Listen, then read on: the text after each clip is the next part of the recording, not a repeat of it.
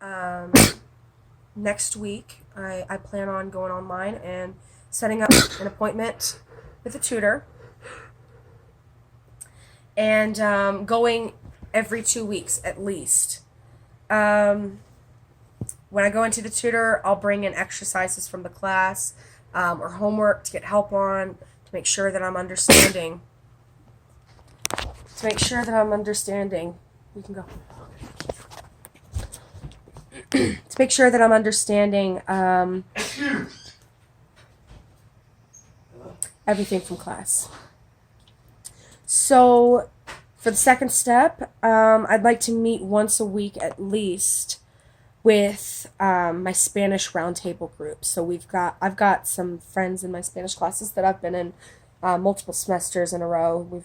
We've been in semesters together or Spanish classes together. So we've been talking about doing some sort of like roundtable thing where we sit around the table and we help each other with homework or we talk or whatever something. It's all to do with Spanish to help us all be more confident with our Spanish. So for the second step, like I was saying, I'd like to meet once a week at least with my Spanish roundtable group. And next week, I'll go ahead and start setting that up as well with the tutor session. I'll start my first tutor session next week as well. So for the third step, I'd like to contact my Spanish professors for more resources. So um, Liv Detweiler. She's one of my current Spanish professors. I've had her in multiple classes. She's got access to all sorts of resources and um, all the tenses. She's got information on that, and that's my biggest downfall with Spanish is understanding the tenses and all that. I have a hard time with that.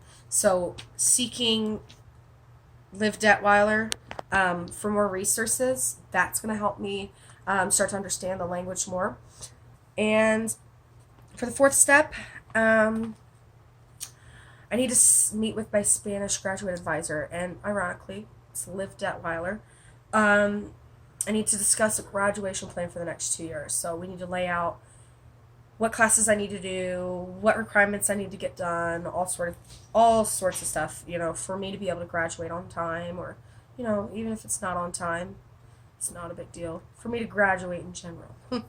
So I'll meet with Liv Detweiler to be able to go over my grad plan and all that and start preparing for that and understand, what do I have that I need to take for the next few semesters. That's something that I need to be thinking about. That way I'm prepared for it.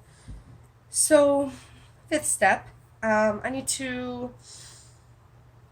So, Liv Detweiler actually is a interpreter on the side. She teaches, of course, at ETSU, but she also does translation, interpretation on the side for companies. So she's my best resource when it comes to understanding like what the career entails and what kind of things that I should be preparing for when it comes to that. She has information on agencies around here and job positions and stuff like that.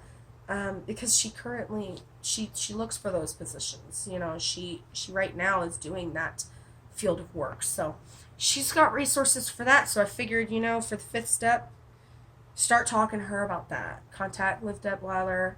Start thinking about maybe getting information on some of these agencies and going in or emailing or calling and finding out more information on job opportunities that are in the area and what they require, that type of thing. Maybe potentially set up some sort of, you know, either, like a job right out of college or a job during college. Maybe they can set me up to start working on a lower scale within their company. Start looking into opportunities like that, like contacting companies and maybe setting up some potential job opportunities for when I do graduate.